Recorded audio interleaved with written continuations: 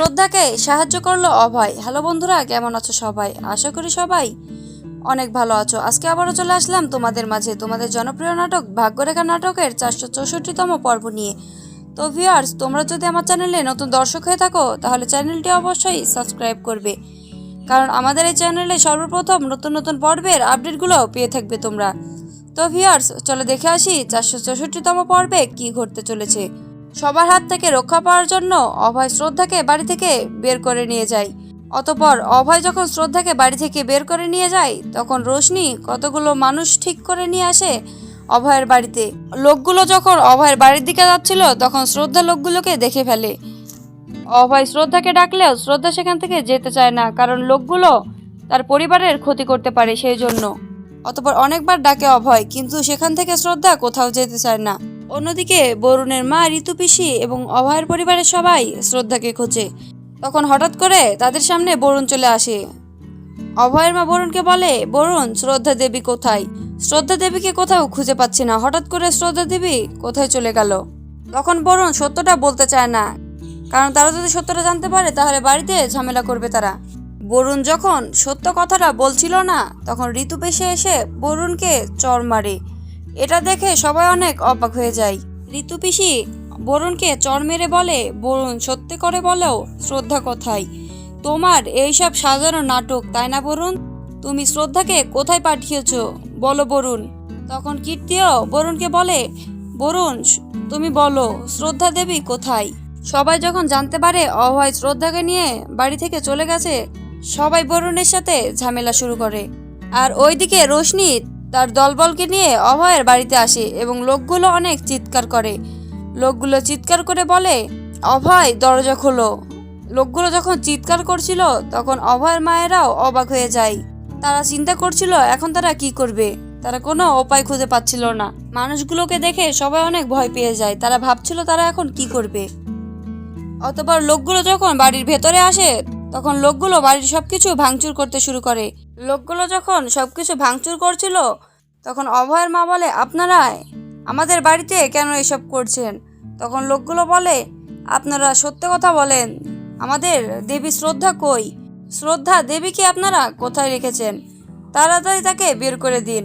তখন অভয়ের মা এবং অন্যান্য সবাই চুপ করে দাঁড়িয়ে থাকে। তারা বলে, আমরা কিছুই জানি না, শ্রদ্ধা কোথায়?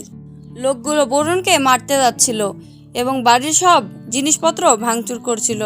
তখন অভয়ের মা এসে বলে, তোমরা বন্ধ করো তামাশা, তোমাদের এই তামাশাগুলো আমাদের আর ভালো লাগছে না। তখন লোকগুলোকে অনেক বকাবকি করে অভয়ের মা। অভয়ের মা আরো বলে, আমরা সত্য করে বলছি, আমরা জানি না শ্রদ্ধা কোথায়।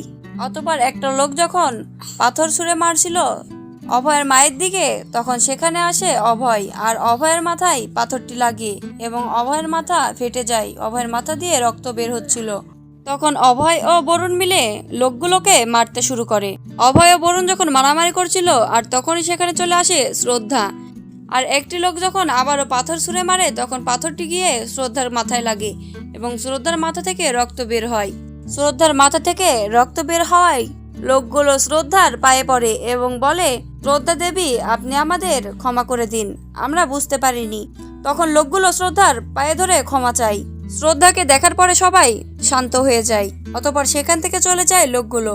সবাই যখন শ্রদ্ধার পায়ে পড়ে শ্রদ্ধা দেবী বলে শ্রদ্ধাকে প্রণাম করছিল এবং শ্রদ্ধা দেবী করে চিৎকার করছিল, তখন অভয় অনেক রেগে যায়। অভয় যখন অনেক রেগে গেছিল তখন বরুণ অভয়কে তার রুমে নিয়ে আসে এবং বরুণ অভয়কে অনেক বোঝায়। অভয় বরুণকে বলে, আমি আর সহ্য করতে পারছি না বরুণ, আমার শ্রদ্ধার সাথে যে এসব করছে তাকে আমি ছাড়বো না।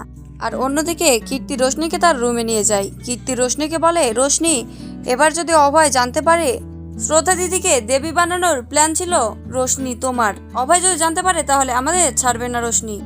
কীর্তি তার ভুল বুঝতে পেরেছিল।